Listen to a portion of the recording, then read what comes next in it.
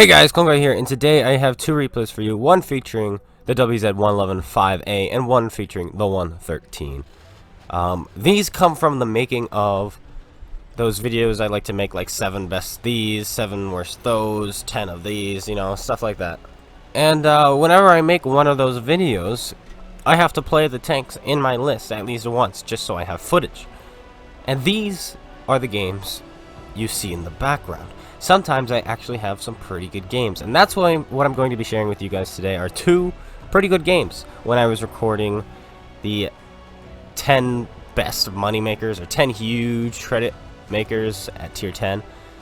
We had a pretty good game in the WZ-111 5A and a pretty good game in the 113. So that's what I'm going to be demonstrating for you guys, showing off, should I say.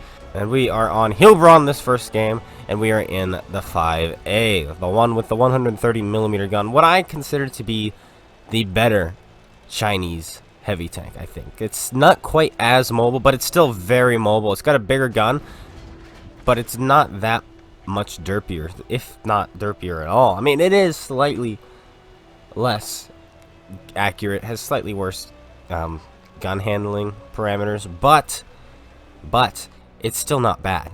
Like, look at this thing. The circle doesn't get much better. Yeah, it doesn't get much better. It's a piece of crud muffin tank. What am I saying? No. What I meant to say, what I genuinely meant to say was the circle doesn't get much bigger. It does get big, but it's not that bad. The aim time's not that bad. It's a pretty good gun. Like, this gun puts the IS-7's gun to shame. The IS-7's 130. This is a much better gun than the IS-7's 130mm. Plus, you have 7 degrees of gun depression all over the tank. I don't know about the rear, but it does on the fronts and the sides, while the 113 only has 7 degrees of gun depression over the sides. So that's a big no-no in my opinion. I don't like the poor gun depression over I don't like the poor gun depression over the front. And so yeah, there's that. We decided to snap a shot there. I thought for sure, because, you know, it's an AMX 5120. He's huge. You saw when I zoomed in where my circle was on him. Like, where did it go to miss? It just missed. That's all it did, okay? After I said this thing has pretty good gun handling, we go and do something like that. And we're not done yet, guys. We are not done yet. Boop. Right into the wall again. That was a lot more room for failure there, because we're trying to shoot it straight past that wall. But it is what it is. But now we got some shots on these guys, and the gun is gonna perform really, really well. I think you guys have seen this part of the video. This is the part of the video I used for the thingamabop, for that one video, the 10 best moneymakers at tier 10. I didn't really title it that. I think I said huge moneymakers or huge credit multiplier, something like that. I don't know. It was on my laptop, so I don't remember what it was. Yeah, wait, you mean you forget things when you make it on the other laptop? Yes, I do. Just how it works. Because yes, but yeah, look at these shots. Look at these shots. This is really, I really like this. The IS-7 would not be pulling this off. The IS-7 would just be missing these shots. Not all of them. We'd be hitting some of them, but it'd have to sit there and aim a little bit longer. It's really nice. I really enjoy the 111 5A. It's probably, if I were to have an opinion, which I do have an opinion. Let's say you're not playing the mouse or the 140 and you had to choose between the IS-7, the IS-4, the T62A, the 111 5A, and the 113. I'd say this is probably the best moneymaker just because of the size of its gun, its gun handling, its mobility, its shell cost for its gun size.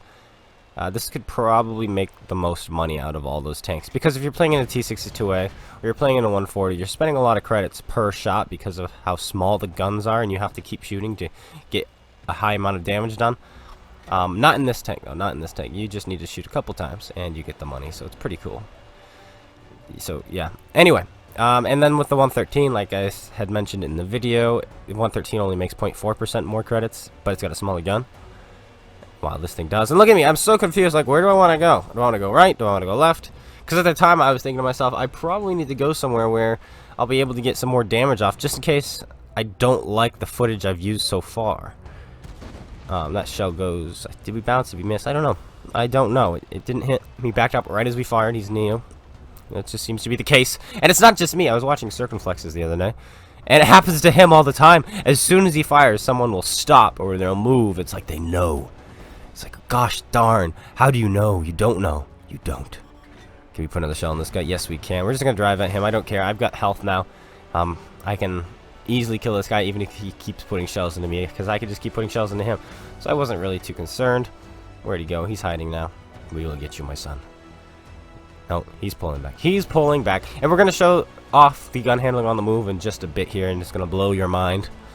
And it probably won't blow your mind. You're just like, oh, that's just lucky. Yeah, you're probably right. But here we go. You ready? Doop. We actually hit him. We weaved past 2 of our tanks, hit the patent, but we hit the patent in the turret, and we bounced off. But we still hit. That's the problem with auto-locking the patent. Because its turret is so tall, when you auto-lock a patent, it tends to go into the turret. Because remember, when you auto-lock it, it goes center mass. Now we're going to aim up a shot on the artillery. Look at that circle. You barely have to aim it. It's so good. I really like this tank. I really do. My favorite heavy tank of all time is the FV-215B, yes. But I think my second favorite tier 10 heavy has to be this thing. It has to be. I like it so much. And it, you know, its armor is very similar, in my opinion, to the FV-215B. Like, it works and it doesn't work, you know. And I enjoy it. I enjoy it a lot. And having a big gun like this,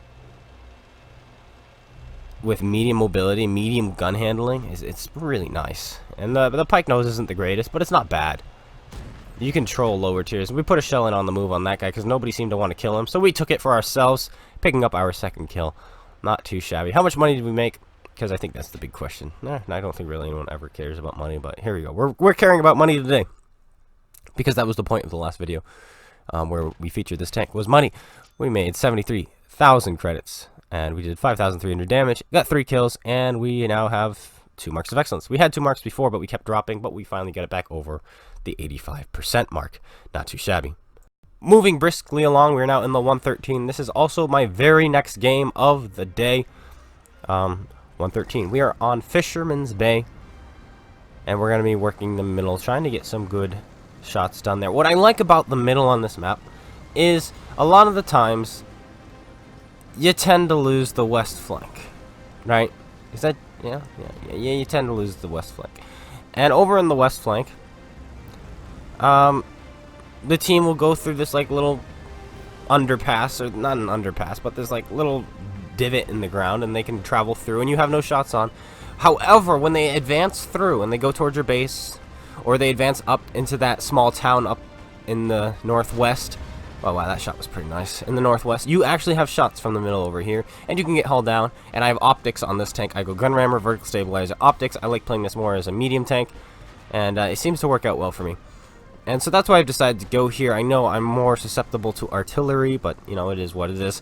Also, in my 5A, in case you guys are wondering, I also go gun rammer, vertical stabilizer, optics. I like optics on my tanks I'm going to be in the front line with. I really do. I enjoy those a lot.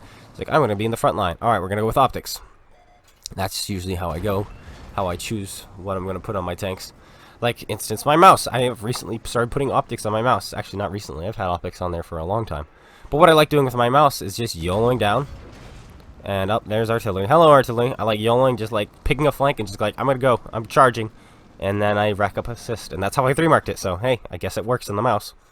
So there's that. Now, we did just get hit by artillery, but he's got about a 24 seconds reload. So we're going to sit here a little bit longer before finally we're going to move on. We tried to get another shot off. We could not.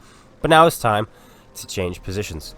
Now, you've probably seen a few videos about this tank where I do not recommend it. I'm like, I don't recommend this tank. I don't recommend this tank. And I still don't recommend it. I really like the 113 nowadays, though. The buffs they've been giving it, I'm really, really enjoying it. A lot. And I will recommend it to an experienced player. If you're an experienced player and you've never picked up a 113 and you like the Russian mediums, I think you're going to like this tank. I do. However, if you're not that experienced and you still like tanks with lots of armor, or you're fairly new to the game, and then maybe don't pick this up. That's my recommendation. Yeah, stay away. Stay away from the 113. But like I said, if you feel like you're experienced enough, grab it, pick it up, play some 113, and I think you'll enjoy it. I really do. I really do. But I would grab the 111 5A first, regardless of your experience in the game. I think you should grab the 111 5A first. I really do. I do. But that's enough talking about what I think of the tank. Yeah, wait, it's my channel. Why don't I talk about it a little bit more? I don't know. Blind shot, boom, straight into the E75. Not too shabby. I will take that. But yeah, I'm really enjoying the tank now. I like it a lot. I like the fact that I can put optics on it and roll around like a medium tank, and I'm slightly more durable than a medium tank. Granted, I'm not as durable as an Object 430U, but you do have a little bit more gun handling and a little bit better DPM in this thing than you do in the 430U. So that's pretty nice. You're just not quite as mobile as the 430U. Well, maybe it is now, because the 430U did get its mobility nerfed.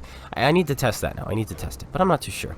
We have this machine here. I didn't realize there were 3 machines. I noticed there's a platoon of machines, but then I get really confused later in this game. Like, what's going on? I was like, yes, there's another machine. Look at this guy. You can't decide where he's going. He's going right, he's going left, but he straightens out to us, and we put a nice shell in. I was expecting him to turn when I fired, but he did not. So that's pretty nice. Can we put one more shell into him? Come on. Yes, we can. Now he is a one-shot to us. Trying to use these bushes as some sort of cover. There we go. I thought that was him putting shells in me. Like, wait, you had shots on me? Boom, we fire the shell into his drive wheel, and down he goes. Drive wheel, you can also penetrate the hull, and that's what we did there. There is another machine. Oh, okay. Okay. Obviously, there's another machine. There we go. Hello, you. Can we put a shell in? No, we cannot. That looked like it went towards his tank, but apparently it did miss. I think it went slightly in front of him. I should have gone back and checked the replay, but I didn't feel like doing that because I was trying to get all these games. And yes, there is another machine. I was like, wait, what? He's full health? I thought for sure I shot both of the machines. No, no, no. There was another machine. So, there were 3 in this game on the enemy team, but we are still managing to pull this one out. Fire the shell off. No, we missed the shot there. We shot a little bit too early, I'd say, but you know, it is what it is. We tried. We gave it our best. There he is again. He is going to get away. Now we have a Centurion 7-1 on our right. And, oh, there's the E75. Hello, E75. We fire that one on the move. Not really concerned about stopping and aiming. I kind of just want to get in here, get some assist damage. There we go. The assist is racking up. And now, hello there, Centurion 7-1. I am now about to be in a position to make your day very, very miserable. How are you? How are you? Pop. There we go. Put a shell into him.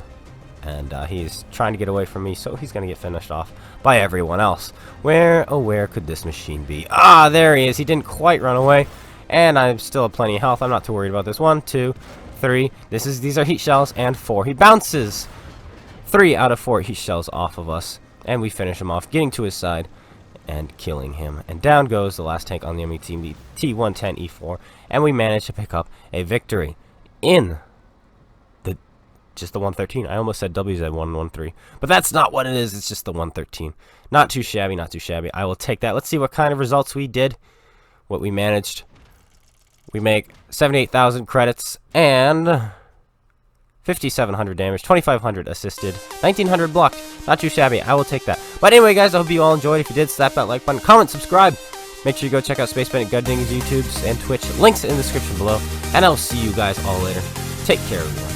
And peace out.